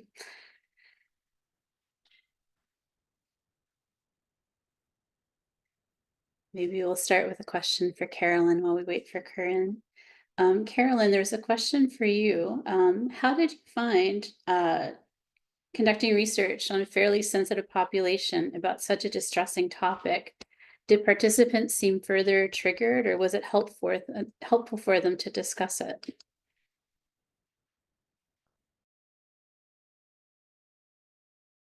Oh, sorry, you're on mute. It has to happen at least once in a seminar. I have two screens and the mouse is never where it's supposed to be. Yeah, we had originally hoped, certainly for study one, that more of our work would be done in person. Either study team members would go to 3 targeted communities, and also we had community research assistants who were going to help us. Because of some of the climate change events and also COVID, we did have to pivot, and hence more reliance on online surveys. In general, though, we found the responses of participants, even though they were distressed or experiencing a lot of distress, they actually really appreciated having the opportunity to talk about their concerns. And we also made sure that we included a downloadable PDF of a variety of resources that were available either province-wide or sort of targeted. Again, I mean, we can't provide resources in every community, but certainly we try to identify a range of services that would be fairly accessible by most participants. And that also seemed to really help. Thank you. Actually, I had a question for you as well. I'm going to be awful and ask my own questions, but I noticed most of your respondents were women, particularly in the community, and obviously a lot of men would have had concerns as well. Have you thought about pivoting a little bit and trying to collect data the next time so that you get a broader range of respondents? Because I could see there being different concerns and different needs. Could you speak to that? And that's certainly been a limitation of a lot of the research that we've conducted related to well-being and mental health. It's typically very hard to get men to participate. We've had better luck when we avoid terms like mental health and instead talk more generally about well-being. And yeah, I mean, that's certainly one of the reasons we'd like to extend this research and really work at getting a much more diverse sample, both in terms of gender and also sociocultural backgrounds. Thank you for that. I have a question here for Corinne. How could we set up REBs with their staff to support waivers of consent in these kinds of rapid response review situations, especially given some of the populations you named, such as homeless or non-responsive people, and they're considered vulnerable? And then a bonus question was, how would an overarching approval work when this happens again? Could you speak to that? I could, and I guess I should just thank the REB because you just approved such a concept, and I know it was a challenge.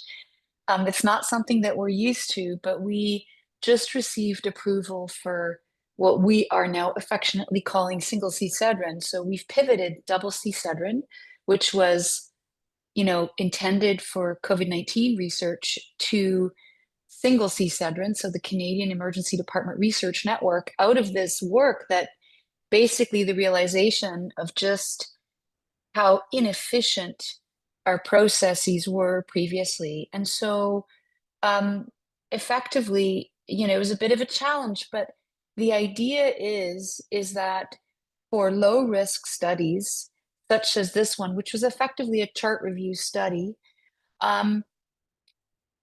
if we can reuse a data platform that everybody is comfortable with, a data flow that everybody is comfortable with, complete a PIA, a privacy impact assessment, which we did with the health authority or the institution that is hosting these platforms, where we have the ability to provide access to cleaned, verified data after, we've implemented standard operating procedures, then we can actually hugely facilitate this work, especially for retrospective studies or low risk prospective observational studies where we're not capturing any new data and we are, not changing patient care. I really believe that this is the way to go. I think it'll actually reduce our work. It'll reduce work of coordination. It'll also reduce all the legal work that tends to be required when institutions want to share data. So I actually think we've just done it together with your help. And we're about, to launch the first study that will be done under single C-Cedrin. I think we need to move away from single site studies. We do need them for piloting, and sometimes we need them for very specific research questions. But for observational data, we often lose out on the ability to capture large sample sizes and to really make sure we're inclusive of patient populations, for example, the homelessness, that make up about 1% to 2% of all the patients we see in emergency departments. So I think this is a new way of working. I couldn't agree more. And I'm super excited to hear that your new study is going to be up and running soon. That's fantastic. All right, I have a question here for Erin. And it says, I agree with reducing research waste and honoring the participants who did contribute by continuing the research and moving forward publication. How do you balance forging ahead versus recognizing that a population or community might be at capacity and not have the bandwidth to continue the study at that time? It's a great question. And I won't pretend to have any kind of universal answer because I don't think that such a thing exists. What I'd rather emphasize is first to kind of celebrate the question, say that's exactly what the nexus of trialists, communities, the representatives who play the role of bridging between those two worlds, and also research ethics boards, as well as the institutions that house research. That's what they're responsible for navigating and figuring out. That's the first thing. The second thing I really want to emphasize, though, is that there's nothing about Conserve that calls on researchers to charge forward with an unwilling or overtaxed community. One way that a study faced with serious extenuating circumstances, making major modifications might modify, is to simply stop. And following a rigorous model of making that decision to stop, and then reporting the data that we have in whatever model is most rigorous. So that the most rigorous way to report a body of data might be to say, all we can do is house and hold this data. If it's appropriate and doable, perhaps we can make it publicly or appropriately available so that it can be included in future reviews if there's multiple other studies going on in this domain. Maybe all we can do is report the failed trial, that we can write up a brief research blurb that says this trial was launched, a tsunami happened, either literally or figuratively. The study had to stop because the community was overtaxed, and all we want to do is preserve a record that 124 of the planned 500,000 participants were involved, and there's nothing meaningful we can do with their data, but they are not lost and forgotten. That's worth doing, and Conserve highlights just how much better that is than forgetting about it. And so nothing about the idea of adapting, moving forward, and then reporting on what we did insists that overtaxed communities, especially in the midst of a disaster, an emergency, or otherwise, need to continue with the trial. Thank you.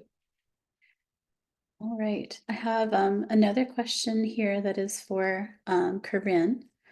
The last presentation highlights some of the missing links for older adults, and especially those living with dementia, as aging in place is being encouraged.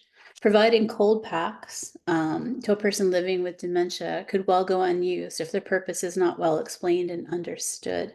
So have you thought, or has your study team thought at all about, because those are some of the patients I think that were the most impacted during the heat dome, about sort of what's next, or what steps could be taken to maybe have a better outcome if the next time there's a heat dome? Yeah, I couldn't agree with you more. And you can bring the cooling packs to the patient, but if the heat dome is another 3 days, that's just going to give them a few hours more, right? They're still going to be back in their homes. So that was actually an intervention that I'm not even sure, folks came up with. And I've highlighted this concern of usability and also the timeliness of it. And so I've really pushed the community to evaluate if this is what they are going to be implementing, then it needs to be evaluated. So a couple of recommendations that have been thought about has been to have alert systems or volunteer systems to check on people. I think that's perhaps the most effective thing. To understand whether or not folks can be relocated in advance of a warning like this using warning systems and predictions. And then to equip first responders with very simple measures of cooling, but only to be used in a time limited manner until that patient can actually be removed from that overheated dwelling. And then, I've advocated that we actually, whatever we implement, we should evaluate empirically. We can do cluster randomized control trials if these are going to be interventions that are going to be rolled out on a community level, to really ensure that we actually try to reduce mortality. Keep in mind that the patients we captured 140 patients, but over 700 patients died. Over 700 people were found dead in their apartments. And so these are people who, my understanding is they did not have an alternative cause for their death. So only a small number of patients actually made it alive to hospital. And so what we should be trying to impact is reducing overall population level mortality rates. Wow, that's just shocking. But yeah, that's definitely food for thought. All right, so we're waiting for some more questions to come into the chat. Question for Carolyn. You mentioned that in your first study was a mixed method study, and that you had to pivot during that study, dealing with both the pandemic and the climate change. Can you speak to some of the pivots that you particularly had to make? Yeah, so I mean, ultimately, we were able to carry out all of our planned methodologies. So we also conducted a number of interviews. There, we ended up having to pivot so that many of them were conducted over Zoom. Though we're still able to use our community-based research assistants. And so they were oftentimes able to carry out in-person interviews. And then we also, towards the end, conducted deliberative dialogue sessions in 3 targeted communities, Carameus, Ashcroft, and Burns Lake. Though, now again, part of our research was impacted hugely by the pandemic, which again limited most of us from really being able to travel to the communities themselves. The other major pivot was to open up the surveys province-wide, which in many ways I think is an advantage. Again, the study originally was designed to focus on 3 communities. And then by opening it up, I think we got a better sense of some of the diverse impacts. But it also took much longer to conduct the research. There's another question for you that so participants, obviously, whether it's the people providing care or the people receiving care in the midst of a crisis, they're already under a lot of stress and a lot of burden.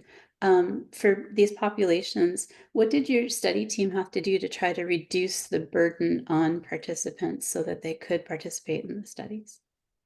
Well, that was one of the reasons why we started to use just the arts-based focused survey. That was substantially shorter, and also allowing participants to save their responses so they didn't have to do the survey at a single time point. They could come back and complete it at their own convenience. And then again, for interviews, really trying to be very flexible in terms of when they conducted, what information, what questions we asked. Thank you. I have a question for Erin. You mentioned that when you have a study that gets hit by a bus and things don't go to plan, that journals quite often are still happy to publish. And obviously these things, you need to know when something doesn't work also. But sponsors, sometimes sponsors are not so willing to change their protocol, even when something kind of goes sideways. But since the pandemic, do you think people are finding that sponsors are more willing to make those changes and pivots on sort of a larger scale? Or is that something that you think sponsors are maybe still pushing back on? I think this is a healthy tension, right? So it's easy to hear a question like that and say, yes, in an overarching way, sponsors should be ready to see their trials change. And I use that word intentionally rather than adapt, because adapt now has this sort of captured meaning. but change in an unexpected way, we would want to say that sponsors should be willing to do that. At our next conference or our next symposium, we might get together and talk about all the dangers of changing protocols and how it can undermine the scientific integrity of a study and how it can lead to a whole other kind of research waste where we end up conducting inappropriate interpretations of studies that were never run according to protocol in the first place. And so I actually want to answer this question in a way that sort of protects the integrity of the problem, rather than proposing that we ought to see a massive swing towards something different. We call these things protocols for a reason. We intend to follow them. And the enterprise of complex, expensive, usually with public funds, expensive trials involving lots of people at substantial ethical, not always risk, but complexity, that there's a lot at stake from an ethical perspective in trials. We don't want to see the majority of trials suddenly then change their protocol just because it was the weather was different than we anticipated. We want to reserve that for the sort of circumstances that Corinne is talking about, where the weather wasn't just hot. It was what we hope would be a once in a century event. And so I want to be careful in suggesting that sponsors should be open to changing their protocols. Their job in this ecosystem is to protect the integrity of their protocols and all the ethical good that follows from it. And then there's the big but. But once in a century events happen once in a century. And civil unrest occurs. And the Fukushima nuclear power plant gets hit by a tsunami, and the community, I don't know for a fact, but probably stopped a lot of really good trials during that period. And I would hope that sponsors would have a strategy to adapt in that context. And so have I seen a whole lot of sponsors stepping forward and saying, oh, we have all sorts of plans to change our protocols? No, and I don't think they should. But do I want to see individual professionals like the ones we have gathered here who have a methodological plan in their back pocket for when they know they have to? Yes. It's really good distinctions to make, and thank you for that. I have another question here for Corinne. You mentioned that your research took place not only in academic centers, but also in rural areas and in hospitals where you typically don't have a lot of research going on. How did it go bringing on those sites that don't typically do research, and what sort of supports did those teams need? What sort of lessons learned could you share? Yeah, it's a fantastic question, and it's going to piggyback on what Erin just said. So I think the answer to a lot of this is reducing barriers to conducting research. And so if really a lot of the CEDRN concept is we are trying to tackle with a reasonably well-resourced coordinating center things that present impediments that are repetitive and that site principal investigators tell us are barriers for them to participate. So what is that? It is if we don't have harmonized ethics reviews, and I know that I'm very grateful that we have those in British Columbia and in many provinces now. It is when we have to negotiate every single study from A to Z, like when we have to renegotiate contracts over and over and over again, which in the most recent study that I had to do that for, not a CEDRN study, it took us over 2 years to negotiate those contracts. It is things like, having to reestablish or think through standard operating procedures, data management plans, data linkage diagrams, even though we are replicating a study protocol. So effectively, and the other big thing was what we did in British Columbia is we centralized all of our hiring. So we actually employed a lot of co-op students and provided employment opportunities for trainees who had really a hard time getting jobs during the pandemic. And so this was also thanks to the pandemic, because it became so much more acceptable to do things via Zoom. when site PIs, I think, Abbotsford Regional Hospital, who to my knowledge never before participated in an emergency medicine study, we were able to onboard their research assistants, and we were actually even able to hire their research assistants for them. So we systematically tried to address barriers that site PIs individually just can't address because they don't have the time and expertise and, quite frankly, the willingness to address them. It just takes up too much bandwidth. They're a practicing emergency physician. Another thing that has been very enabling is the Accelerating Clinical Trials Consortium has actually provided some amount of coordinator funding to rural and remote sites, I believe, that have not traditionally had those coordinator resources in place. It's very, very difficult in this funding environment to be able to be successful with operating grants when you're trying to start out. So if you can either get these sites attached to a larger site where we can work together under an umbrella such as Sedrin, or ideally both, we can provide coordinator funding to help those PIs get off the ground. And then we also provided systematic just mentorship. So we had sort of senior PIs who had done this a couple of times, and they would help those site PIs who were brand new. They would sort of try to explain tricks of the trade. And then I have to say that on an institutional level, we learned a ton. Like the REB was very enabling. I think the institutional sort of, privacy groups also learned. And so even just going from double C Sedrin to single C Sedrin, it's much more efficient. So it's really a kudos and thanks to everybody. I think also our patient partners helped us. Our patient partners took consent forms and went, no, we can't understand a word in this 3-page document. And they rewrote our consent forms and ethics approved them. And so they actually, so I think I think it's really the system trying to work together to maintain the very same ethical standards, the very same privacy standards, but also just maybe apply some practicality and maybe allow us to do things electronically. So I think it's the combination of that, and that's what made some of these small sites come on board. Thank you. And the chat is lighting up a bit. There was a question pretty much about the perceived barriers that might override a researcher's ability to carry out multi-site studies, which you pretty much just spoke to. And someone else is saying that they agree regarding the need for other parts of research services to address processes to land on a more harmonized process, including templates and contracts and things like that as well. So you're hitting the nerve for sure. Well, and a lot of you guys have been very enabling. So just a big thanks. Andrew is also, I've roped in Andrew to be part of this network now, because one of the big crises Aaron.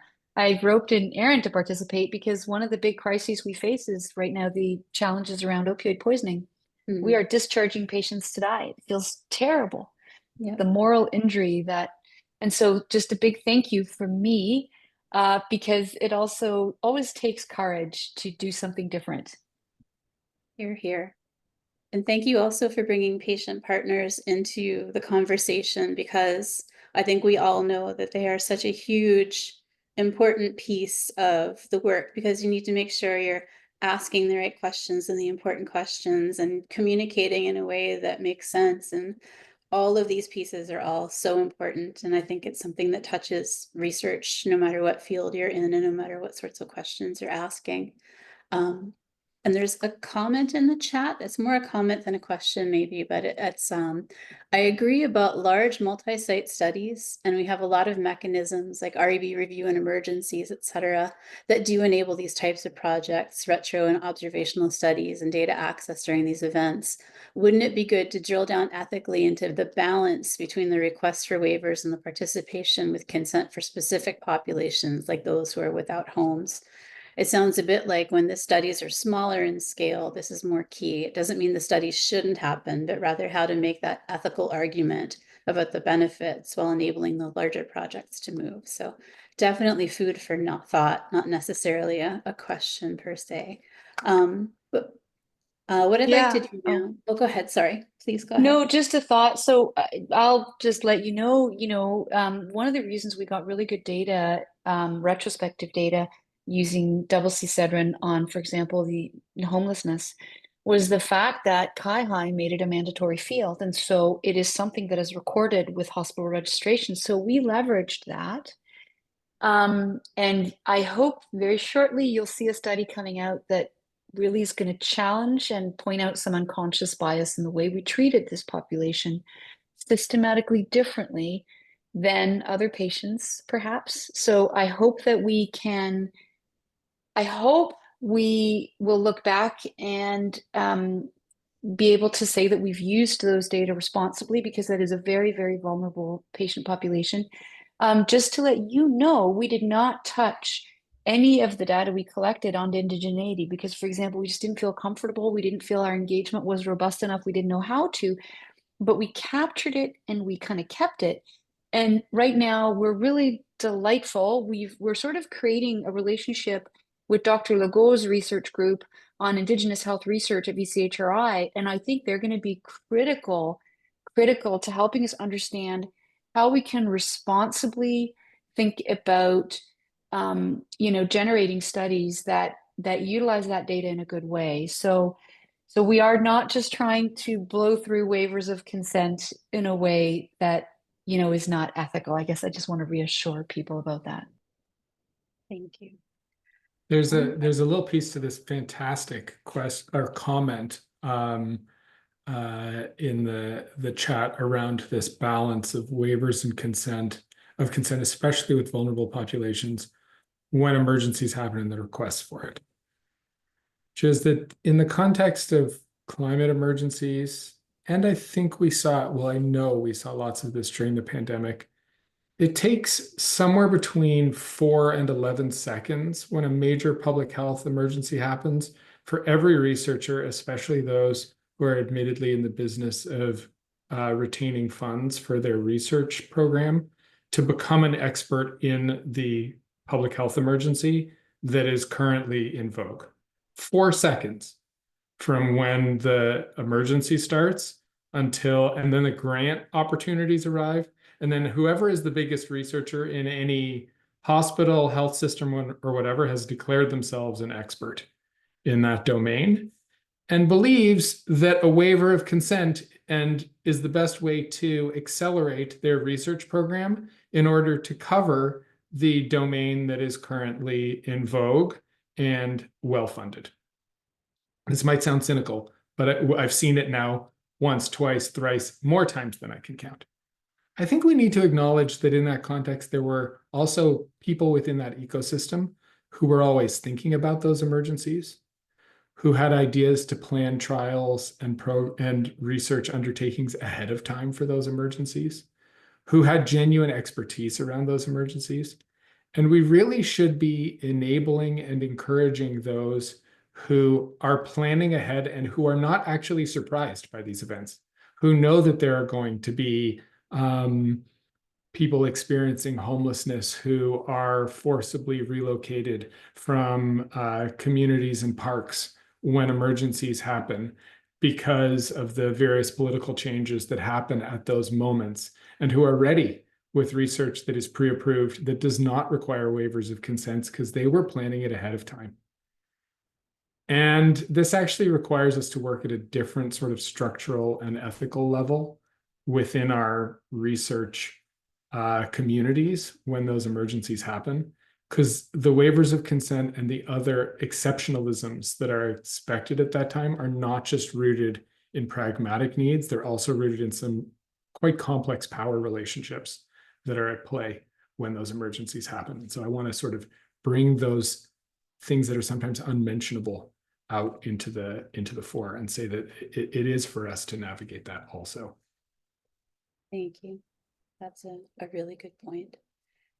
I have another question that has popped up for Carolyn. It is, can you speak a bit more about how institutions, researchers, and REBs need to ask, is this an appropriate time to do this research?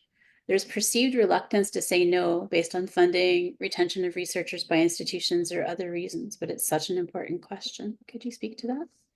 Yeah, I think it is a really important question. It's certainly not an easy one to answer because it will depend upon the specific nature of the research, the timing, who's being asked to participate, who's helping conduct the research.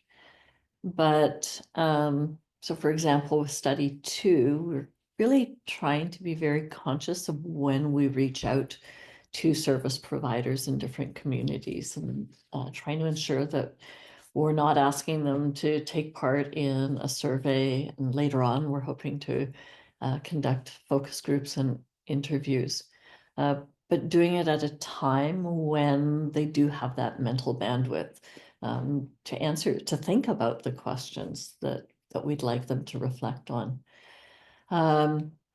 Certainly in some rural remote communities, a lot of the times it's not possible for the researchers to actually go there. And so then we may rely more on community-based research assistance. And, you know, if they're worried about their friends, their family, themselves, their lands, livestock, you know, there's just so many other things going on in their life that, you know, researchers should be able to have some sense of what might also be going on, and then really think, okay, this is not a good time.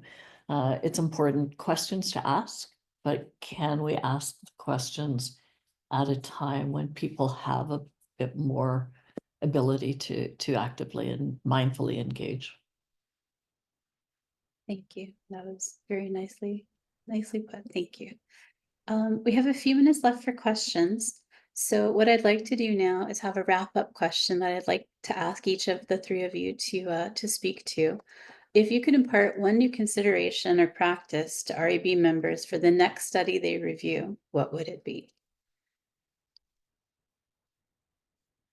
I don't know who wants to go first. I have a thought, Please. if that's okay. Please make sure that patients can understand consent scripts. Consent scripts should not be legal documents that protect the institution. Consent scripts should be there to inform patients of the risks. And I cannot tell you how many studies I've submitted where it feels like a lawyer is just imposing this script that I can't understand. So it was hugely validating to our patient partners when they literally took that document and they completely rewrote it. It was all red, and they resubmitted it to ethics, and you guys approved it. Thank you. Those were the consent scripts that they are able to read, and that is appropriate consent. You're here. That is such a welcome, and not the first time I've heard it, such a great statement. So, and I'm glad you had a great experience with it. So, all right, Carolyn or Erin, would you have any last parting thoughts for the REB members in the audience of things to know? Sure, I'll jump in. I think this applies to research ethics boards, but also to the researchers. And again, it is related to the issue of timing, but also the materials that we present to the communities, to the potential participants, and it's really work at being more aware of the long-term impacts of climate change events. Even though many of these events are very time limited, the impacts of the events really do live on much longer than the events. And also, you know, as certainly we found, most people are being affected by multiple events. So they do have, there is some evidence of cumulative effects, and that's going to impact their ability to engage. Absolutely. Absolutely. And Erin, do you have any last thoughts you'd like to share? I love these two answers that I've heard. To link it to what I've been talking about today, I'd just say for REBs to ask, what's your emergency plan? Both in your study design and protocol, but also at the contracting level. to plug both researchers and the institutions with which they're affiliated to make sure that there's content in the agreements that they have with their funding bodies, with their community partners and otherwise, that make real room for adaptation and response to the things they can't predict.